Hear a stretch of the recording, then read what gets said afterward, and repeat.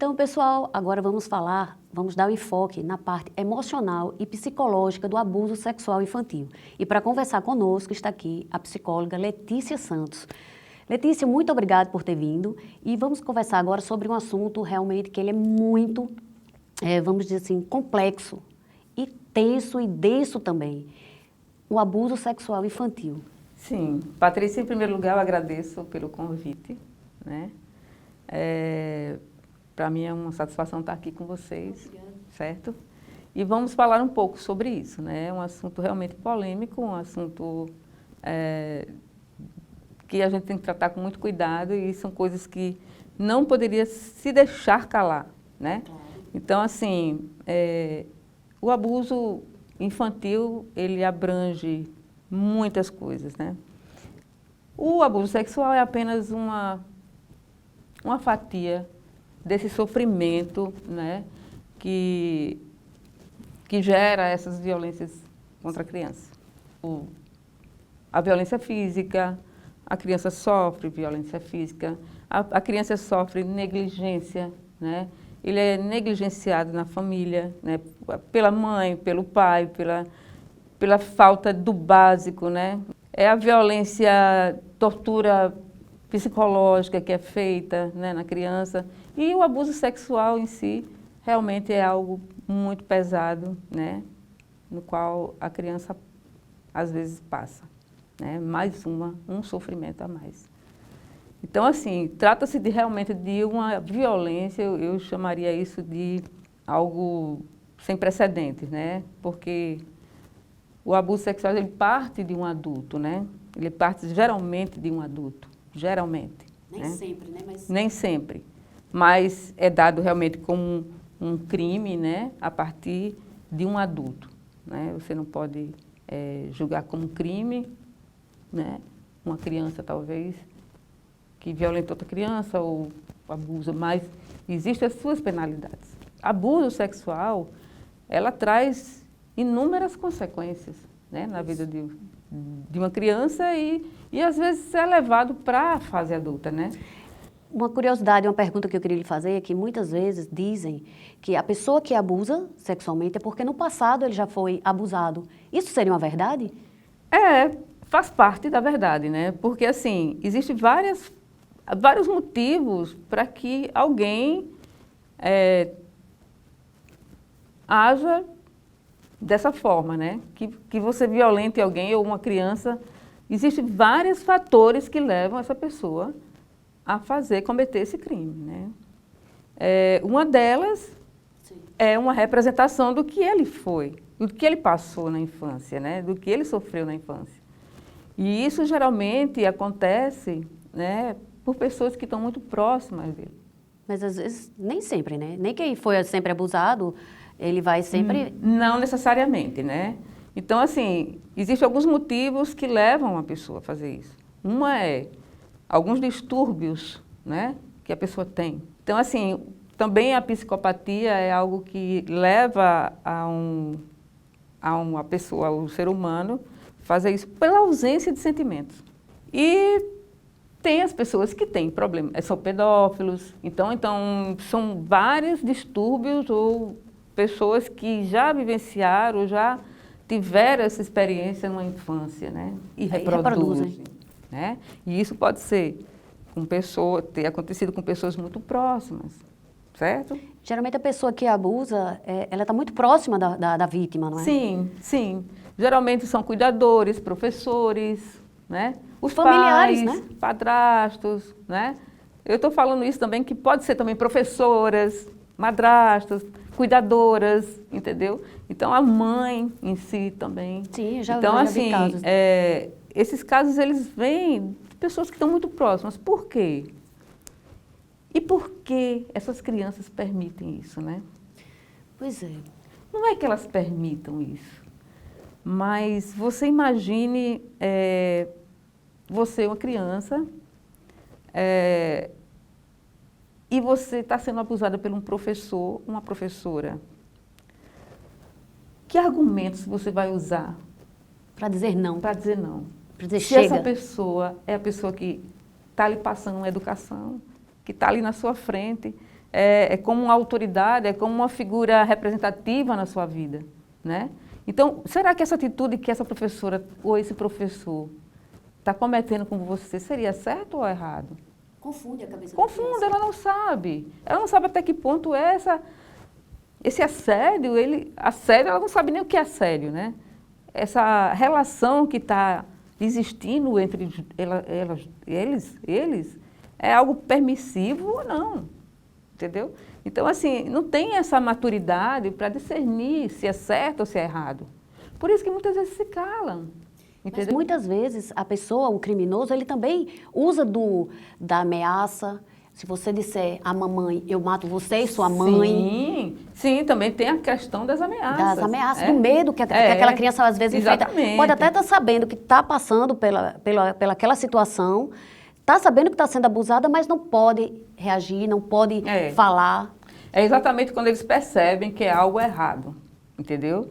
Então, assim, quando eles são ameaçados, né, aí eles sim percebem que tem algo errado nessa relação.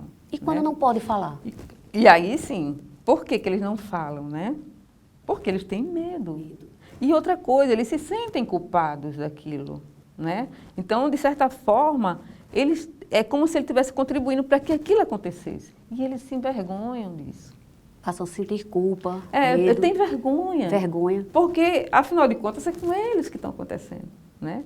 Então, assim, eles estão, de certa forma, permitindo algo que eles também não sabem se está certo ou se está errado.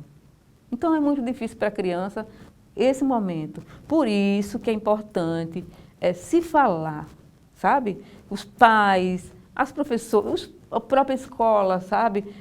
Falar mais sobre isso. Essa questão do corpo, dos seus limites, entendeu? O que você pode, o que você aceita, o que você não aceita para você, né? Começar a fazer com que a criança se cuide, se proteja de alguma forma. Se ela não é capaz de ir contra a violência, mas ela tem uma boca e ela fala sobre isso, né? Então ela vai falar para o pai, ou para a mãe, ou para uma pessoa mais próxima, entendeu? Então, no entanto, que ela tem essa consciência, né, de que precisa se falar. Chegaram já casos lá de que os próprios pais, os homens, já abusaram das suas filhas. E você imagine o que é você já ser abusada por seu próprio pai. Seu próprio pai. Você imagine você ser abusada por alguém, você dizer que aquele homem está tendo uma atitude errada com você, se é seu pai e se é aquela figura que o pai e a mãe, né, o super-herói. Que era para proteger, né? Não, e a visão de super-herói que eles têm? Então, será que aquela atitude realmente é errada que eles estão fazendo comigo? E acaba sendo, né? Ali. E aí se calam, porque, não, é meu pai e minha mãe. Aí vai tentar, mais tarde, a mutilação, a automutilação, o suicídio. A partir do momento que ela passa a entender tudo isso, né, quando ela chega numa fase onde existe uma abertura maior, né, para que ela saiba, né, que ela começa a entender tudo o que acontece, o que é um abuso sexual, aí é que ela vai se dar conta do que ela estava passando, certo? E aí é onde vem as consequências, sim, certo? Porque aí, cadê o julgamento, né? Onde eu vou me colocar nesse lugar? Isso gera esses conflitos, sabe, emocionais, porque você já não sabe mais quem você é. Como você vai se entregar a outra pessoa? As consequências, a depressão, que vai a tentativa do suicídio, que muitas vezes o suicídio a pessoa relaciona só mais à depressão, mas aquela depressão pode ser decorrente de uma violência sexual. Sim, é porque pode trazer muitos danos, certo? E é nesse momento que você, se você tiver um esclarecimento ou uma ajuda de alguém, né, você pode ir transformando esse sentimento em outras coisas. Sempre bater na tecla de quem foi abusada, ter um acompanhamento psicológico e, se até necessário, psiquiátrico também. Dependendo da necessidade, você precisa realmente, se você quer, né, superar isso aí, você precisa realmente de uma ajuda, né? como é complexa. O apoio da família nessas horas é fundamental. Então, caso você saiba de alguém, caso você saiba que você mesmo já passou por um abuso, procura a pessoa que você tem mais identificação na sua família e comente, porque tem ajuda, tanto na parte jurídica, que seria a denúncia, né, na polícia, quanto a parte psicológica, para você se refazer daquele trauma, daquela situação e seguir sua vida bem. E pode ter certeza, se você estiver falando para a pessoa certa, ela vai te ajudar e você vai tirar esse grande peso, certo? Então, assim, tem o Disque Denúncia também, né? Isso. O Disque 100, que você pode também denunciar maus tratos de criança, né? Enfim, abuso. Então, assim, tem para onde você chamar. A delegada, a equipe, a polícia está lá. Os psicólogos também, mas se você não chega, não tem como saber. Não tem como. Por isso que dizem que o número de abusos sexuais é muito maior do que os que estão lá em estatística. Muito porque mais. eles acabam sendo totalmente renegados, omissos, eles ficam com medo, medo da pessoa que está abusando, medo da reação das pessoas, vergonha. Se tocou no seu corpo, sem o seu consentimento, se mexeu em você, sem que você esteja gostando, grite, é um alerta. É um alerta. Certo? Ninguém tem obrigação de tocar no seu corpo desde que você autorize, né? Então, assim, a gente não precisa ter que levar isso como uma obrigação, mas sim é uma vontade de estar bem, certo? Então, assim, toque no seu corpo se você desejar. Porque existe aquela curiosidade de criança, né? De uma criança querer conhecer o corpinho e tal, mas nada disso tem a ver com abuso sexual infantil, porque abuso é uma violência contra a criança. O abuso em si, ele é uma violência, né? Um adulto abusando de uma criança, né? É uma pessoa que tem consciência do que está fazendo, né? Muitas vezes é um adolescente de uma criança. Porque assim, é muito difícil você saber quais as intenções, né? E por que está sendo, o ato está sendo, né? Está acontecendo isso tudo. Porque, assim, são vários motivos que levam alguém a praticar esse tipo de crime, né? Que isso é crime, né? Agora, assim, entre adolescentes, entre crianças, já se dá outra conotação, né? Aí já é uma descoberta sexual, né? Pode ser, enfim, mas eu acredito que a grande violência é do adulto contra a criança, né? É lamentável que hoje e existe um índice ainda muito alto, e as crianças, né, elas por medo, elas se calam. Letícia, muito obrigada pela sua presença e quero saber se você poderia deixar aí algumas considerações finais sobre esse assunto, que por mim a gente falaria aqui horas, porque é um assunto assim que é de uma extrema relevância e quanto mais a gente falar, mais ainda a gente tem que falar, porque é muito importante. Sim. Patrícia, eu que agradeço a você, certo?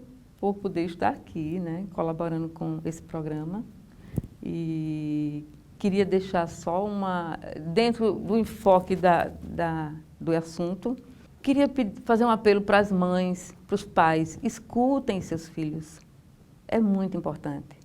Às vezes eles estão com um grito atravessado e não têm ouvido para escutá-los. Então, assim, prestem mais atenção nas atitudes, nas mudanças de comportamento, porque quer dizer tudo, entendeu? Então, cuide deles, né? Prestando atenção, né? Prestando atenção e ouvindo, sabendo ouvir. Porque hoje a vida está tão corrida, né? A gente às vezes passa desapercebida, né? A vida vai passando, o dia a dia é tão corrido, muito trabalho, muita coisa, e aí, às vezes a gente passa aquele filho, a gente vai ver, muitas vezes está com um sofrimento tão grande ali perto da gente. Exatamente. Então, olhem mais para os seus filhos. Né? Então é isso. Então, amigos, espero que vocês tenham gostado do programa, tanto quanto eu. E se vocês gostaram, se inscrevam no canal, curta, comente, compartilhe e siga a gente nas redes sociais.